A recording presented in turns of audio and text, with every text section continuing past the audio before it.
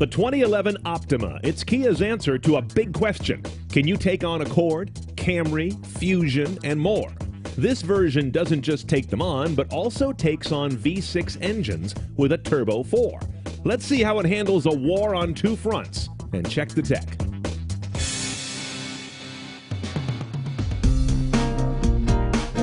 You can get an Optima three ways: 4-cylinder, hybrid, or Turbo 4. That's what we have here in the top-line SX trim. Now, by now, you know this car is the sister to Hyundai's Sonata, with its own crisp lines and handsome interior.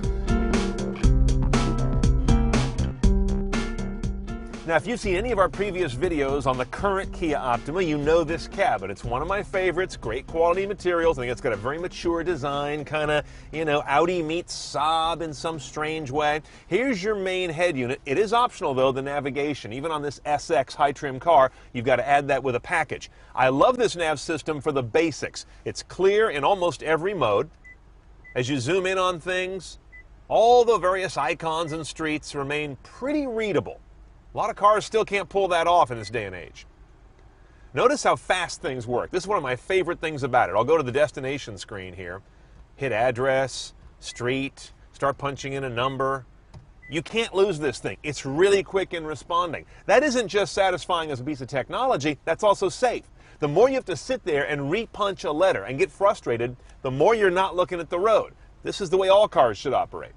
On the other hand, this system has very basic layout. It's not the prettiest thing. It's not a widescreen. It doesn't have a bunch of flyovers and satellite rendering and 3D buildings. So it gets the job done, but it doesn't wow your friends. That's okay with me.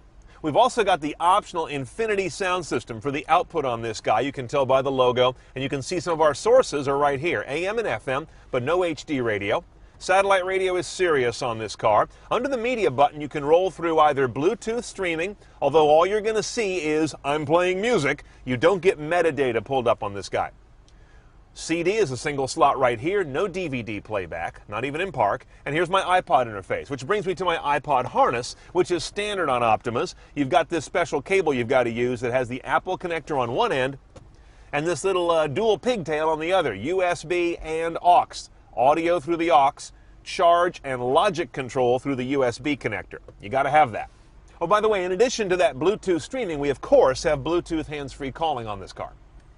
We've got the premium package on this guy, which brings us some cabin niceties. Heated and cooled front seats, heated rear seats, and we also get this dual panorama roof. It's not a full piece of glass, but it's one piece over front and second row.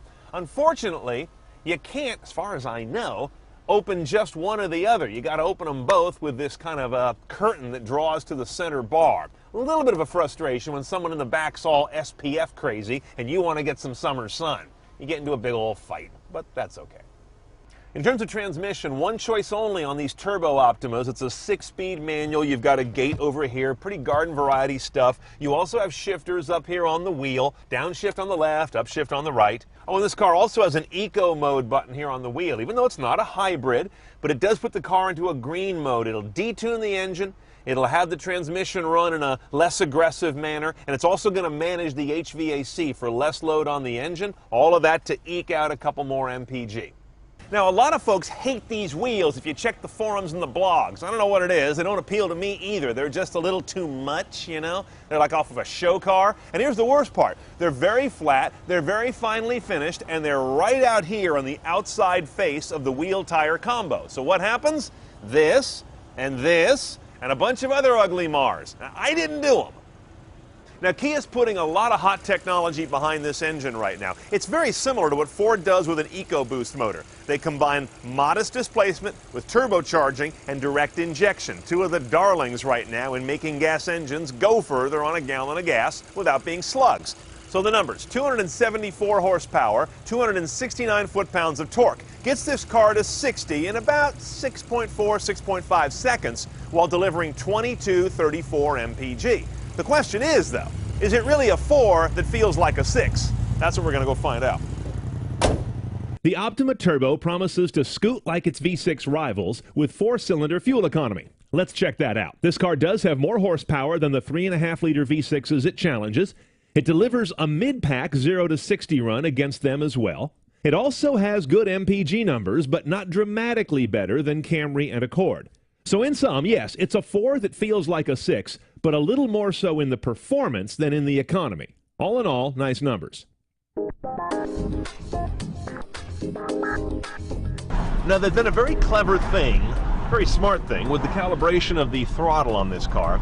They've got it set up so it feels effortless, which is what a V6 normally communicates to the driver, is that you're not flogging the car to get performance.